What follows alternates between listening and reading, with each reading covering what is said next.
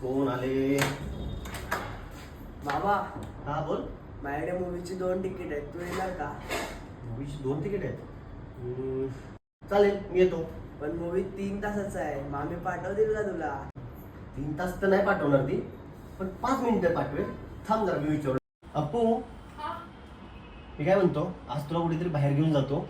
माझ्या मित्राचं रिसेप्शन आहे, येणार का तू? चालेल, मला 5 मिनिटं दे ना, मी तयारी करते. चालेल, आवर तू.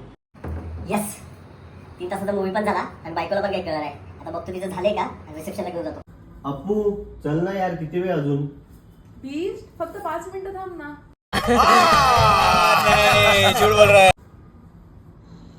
हॅलो प्रेम, अजून एक मूवीचं तिकीट असेल तर बघ.